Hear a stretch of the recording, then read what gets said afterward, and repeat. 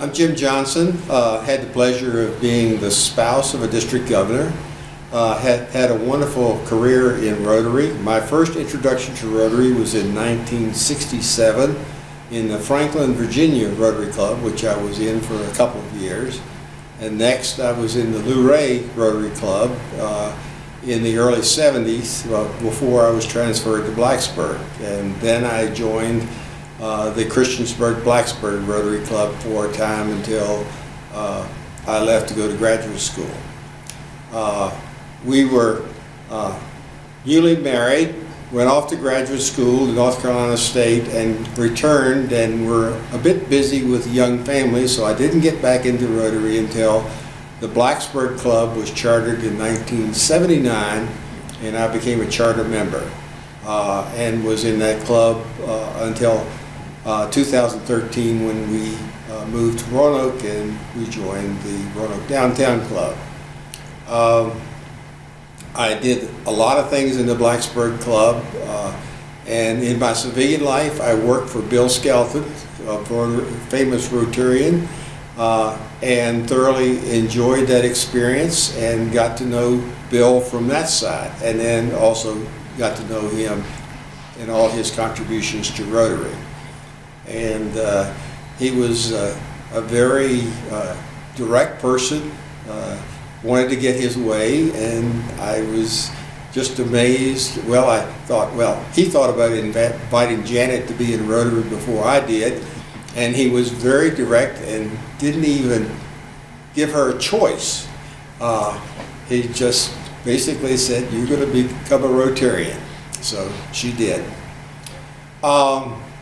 As far as my involvement in history and learning things about the Rotary, and when Ned Lester was getting ready to be district governor, he asked me to edit his district directory. And by editing the district directory, I got to know all the clubs in the district, kind of kept a running, you could tell who was the president and things like that. I had a bunch of useless facts running around in my head of things that I put into the directory. And I did this, took over for Bray Carpenter, who was another walking encyclopedia of history and of rules and regulations of Rotary and how you do things. And I guess he was the daddy of the policies and procedures of the district, and has been a keeper of that over the years. But I did the district directory up until this past year. I did the one for District Governor Chris Runyon, and I decided it was time to retire from that job because it technologically had gotten a little bit ahead of me. During that time, knowing all about the clubs, I went in and did a district genealogy because we had, I just got interested in who begot who, and laid that out so I could see it. I guess I'm kind of a visual person, so that was very interesting to see how the clubs were formed and what happened. And when the first year I was edited district directory, the Buchanan Club ceased to be, and Grundy Club, excuse me, in Buchanan County, in Buchanan, Virginia. But anyway, that was an interesting thing. And then we went on and started forming some new clubs, and a couple other clubs followed by the wayside. But it was kind of interesting watching how all these took place. And I think the thing I got the most out of being a spouse of a district governor was getting to know people and learning the stories of the various clubs and how, what made them tick.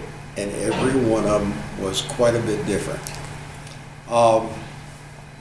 In the Blacksburg Club, after I retired from Extension, I was tapped to be secretary, and I served as secretary of that club for 15 years and really got to know that club, and have since again taken that role over in the Rotary Club of Roanoke Downtown. So, but I've kind of gotten to know all the old timers in Rotary, and have enjoyed their stories and the things that made them tick.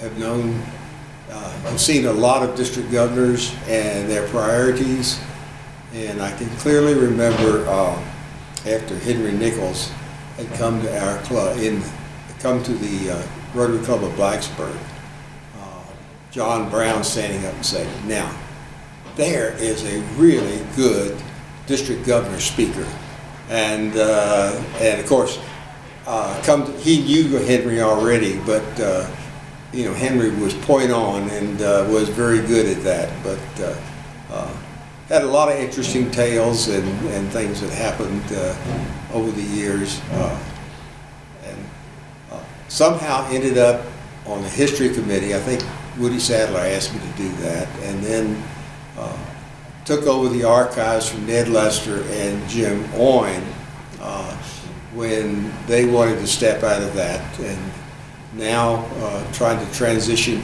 myself out of that into some other things. So it's been an interesting ride, and interesting to see all the people who've made so many contributions to Rotary in District 7570. And Jim, I'm sure during your travel you have in many instances found out a lot about our history that maybe people don't know. From that standpoint, how important is it that these clubs keep a database of the history of their club? You find it really interesting when you go back and look at who's done what,